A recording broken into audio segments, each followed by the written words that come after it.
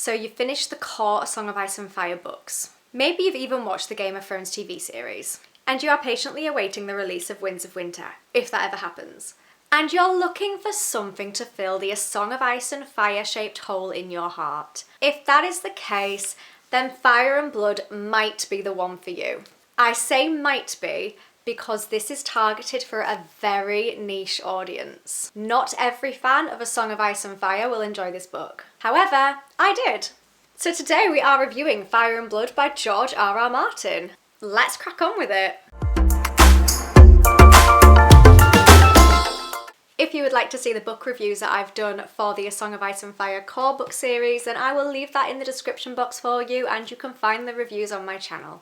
Let's talk about this big boy. He is chunky. So the TLDR of this is that if you enjoy learning about the lore and the history and the universe that George R.R. Martin has created, and you don't care about things being character-led or the emotion behind it, then Fire and Blood would be a good read for you. However, if you don't care that much about the history and the lore, or you enjoy books that are character-led and you can learn more about the characters and feel that emotion, then save your precious time and do not read this. Don't even look at it. In fact, I'm going to put this down so that you don't have to look at it. And also it's very heavy. Now, if you've watched my videos before, firstly, welcome back, then you may know that I have a thing about dragons. Not like a weird fetish thing, there's just something about dragons that I love.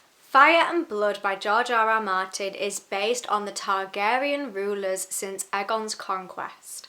And guess what? Targaryens have dragons. But does that mean I'm automatically going to like this book? Now, I did like this book, but believe it or not, that's not because of the dragons.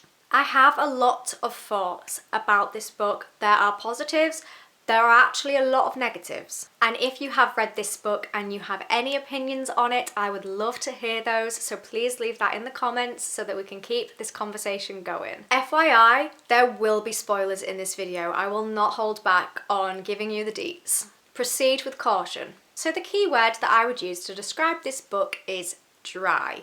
It's very like black and white thinking. It's very direct. It lists the events in detail, bit by bit, and doesn't delve any further. You do not get to learn about the characters' values or their motives. There is no emotion when you read about the events. It is just stating what happened and nothing else. It is very matter of fact. And weirdly, although the events described in this book are fictional because it is part of George R.R. Martin's universe, it reads like a non-fiction historical textbook. Like if you wanted to learn about the War of the Roses, for example, and you picked up a book and was just reading about it, or you went to a Wikipedia article that was 700 pages and you read that. That is what this book is, but for the Targaryen rulers. It is like a non-fiction retelling of historical events. That is exactly what this book is. If you have read the main A Song of Ice and Fire book series, I will warn you that this is a very different writing style.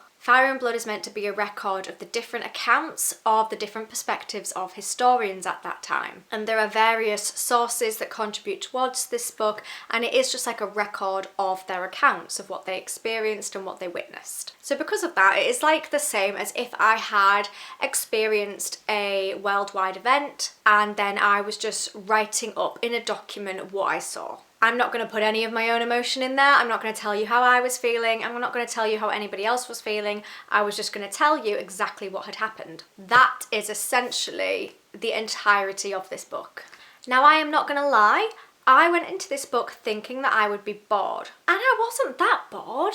It took me about 500 pages before I did start to get bored and before I felt like the book should have ended. And these are big pages as well with very small font. So I wasn't actually as bored as I thought I was gonna get, which is interesting because I do have a very short attention span. So maybe a little bit of a contradictory opinion, but it's dry, but not boring. I definitely haven't read a book like this that wasn't for university and was actual events that happened. So as I mentioned, there are many different accounts that contribute towards this book. There's also like word of mouth rumours that are included in this book as well. So that does mean that there might be some discrepancies between the different accounts. A lot of it is based on what people have heard. That means it's been left very ambiguous. Some of these events may not have actually happened.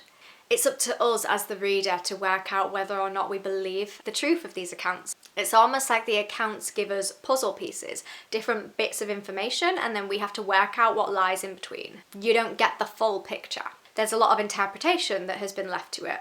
My favourite account is, of course, Mushroom's testimony. He's like the jester, I suppose, of the different Targaryen rulers. He's witnessed a lot, he's outlived a lot of the rulers, and I think that his account is necessary for this book because it adds a little bit of a comedic effect and a bit of humour to the book, because his accounts are so outrageous, like they're so unbelievable. If there is anybody that spreads rumours in this book, it is Mushroom. You can't believe half of what he says. The majority of what he says is very immature. He mentions his huge member a lot. He makes inappropriate jokes at inappropriate times. And there were parts throughout this book where I actually smiled at what Mushroom had allegedly said. There were parts where I chuckled a little bit because it was just so unnecessary. And I feel like that is probably why I did not get bored. And I do think that that is a tactic from George R.R. Martin. He has put Mushroom's testimony in there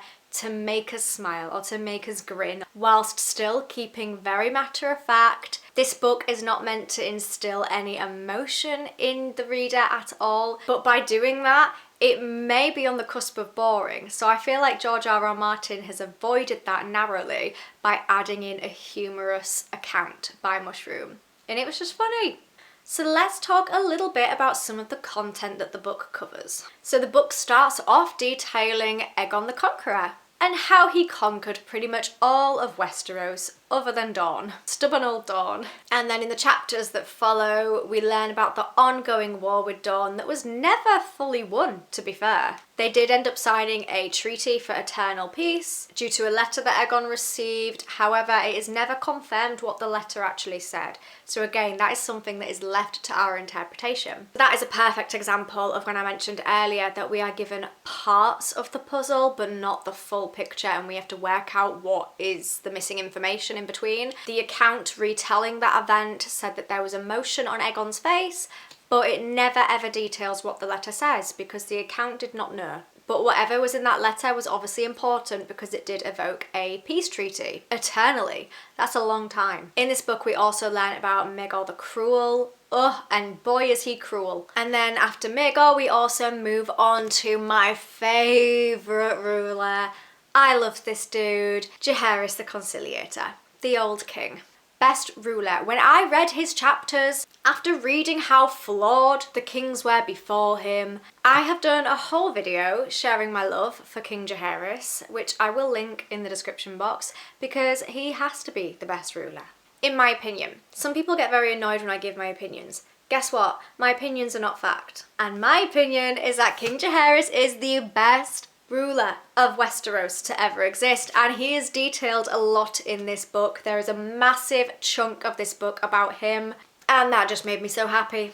After that, we then move on to the Dance of the Dragons, which is what the TV show House of the Dragon is based on. So we have the war between the Greens and the Blacks, which does mean that if you don't want the end of House of the Dragon potentially being spoilt for you, don't read this book, because this does detail how the Dance of the Dragons ends. The reason why I say possibly spoilt is because the TV show have changed a few things from the book, so it is not a perfect adaptation. It does not detail everything that is in this book. There are quite a lot of changes, but if the TV show sticks very true to the source material, which is this book, then the other seasons will be spoilt. What I will say about this book is that there are some horrifying events. It is not for the faint-hearted. However, it was quite easy to read a lot of the gruesome things that happen because George R.R. Martin does not go into detail. These accounts literally just point blank tell you what happened and then just leave it at that. There's no emotion from it, there's no gory details, but the actual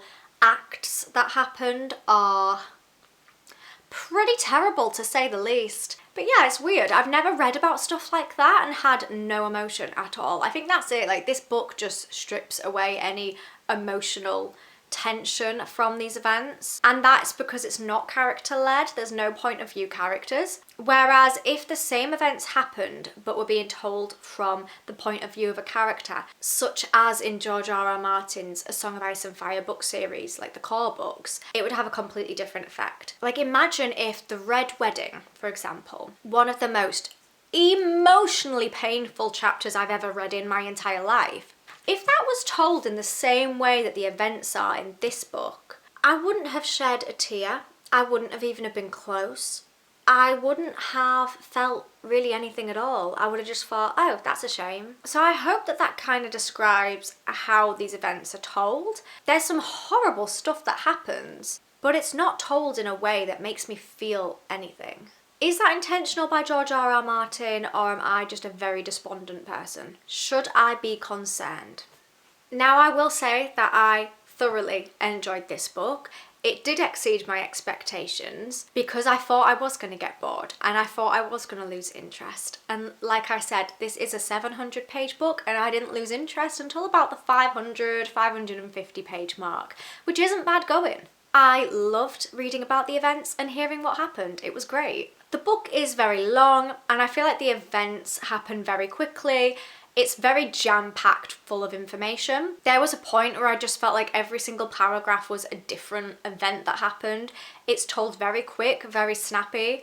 You're told the event and it doesn't delve any deeper into that. It really is just a case of stating the facts and then it doesn't linger on it anymore. You will not like this book if you have not read A Song of Ice and Fire. Please do not read this as your first book by George R.R. Martin. And even if you have read A Song of Ice and Fire, I would encourage you to see whether or not you would be able to read a book that isn't like a story. There's no description of like sceneries and settings. There's not really much dialogue. There is not really any emotion at all. It is a Wikipedia article, to be honest. But I was gripped, like really gripped.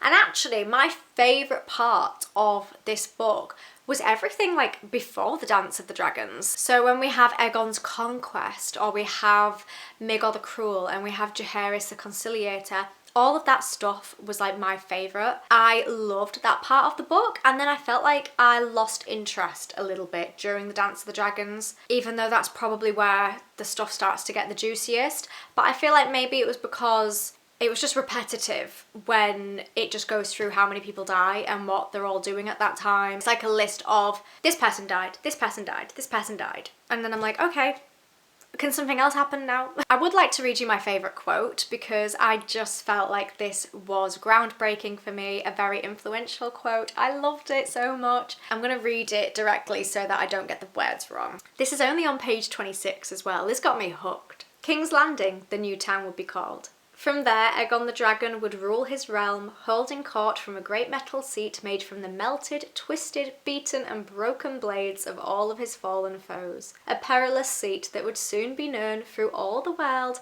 as the Iron Throne of Westeros. The first time that the Iron Throne is mentioned. Boy oh boy, we know how influential that throne is. The whole purpose of A Song of Ice and Fire is who is getting onto that throne. And I just love that quote so much.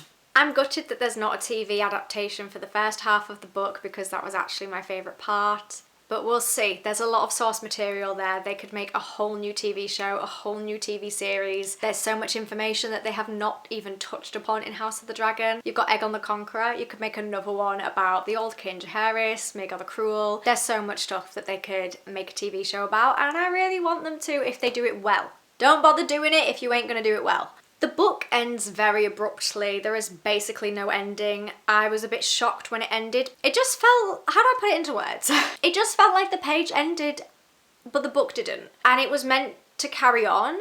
It just felt very odd. There was no like closing statement. It didn't even really feel like the end of a chapter. Now I do know that that is because this book series is unfinished. Typical George. There is meant to be another book coming out that talks about the rest of the rulers because this does not cover the whole Targaryen line. I'm not sure how I feel about that. I don't think the second book will ever see the light of day. If it does, I will be very disappointed, because why is he not prioritising Winds of Winter? One thing that I really liked about this edition in particular is that there is a family tree in the back of the book.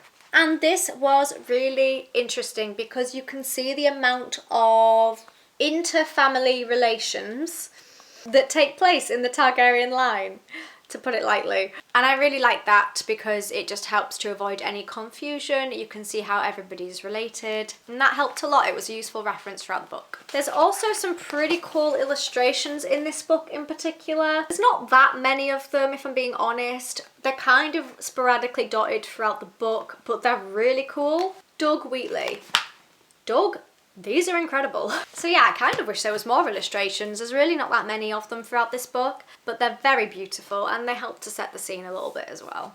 Overall, to summarise, I enjoyed this book, but it's a very niche demographic who would, so I feel like I must fit into the target audience. And I think that that is somebody who isn't too fussed about it not being character-led or just fancies a change. I do love books that evoke emotion and are told from the perspective of a character and you follow their journey. But I also think because that is the only type of book that I read, this was a nice change. So I feel like I'm happy that I read it, and now I'm ready to move on to my character-driven books again. I think if you liked A Song of Ice and Fire and you want to know more about the history and the lore, this is the book for you. And I think that the world and the universe that George R.R. Martin has created is incredible, so intricate, so much detail, and I loved it. I loved it for that reason, and I loved learning more about the world that he has created. Overall, I rated this a 4 out of 5 stars. I felt like this book should be shorter if it's told in this way. I'd also recommend embedding this book between two light-hearted reads. So before reading this, I read like a chick flick style book. I'm not recommending that you do the same. And then after this, I am reading Aegon, which is a very easy read. The writing style is very easy to follow. So I would recommend that you maybe sandwich this in between two pretty easy to read books. And that, ladies and gentlemen and everything in between, is my review of Fire and Blood by George R.R. Martin. I have actually read it twice. Partly because I read it around the time that it was released, I think, and then I basically forgot everything that happened, and then I watched House of the Dragon and it made me want to read it again. As always, I love hearing from you, so make sure to leave a comment to let me know what you thought of this book and what your opinions are, so that we can keep this conversation going. If you enjoyed this video, make sure to give it a thumbs up to let me know that you did. Thank you so much for being here and for watching this video. I really appreciate it. If you enjoy my content and you want to see more from me, please subscribe because it's free and it means that you can see my videos easier. I will see you next time, or rather you'll see me, and I hope that you have a wonderful rest of your day. Bye for now.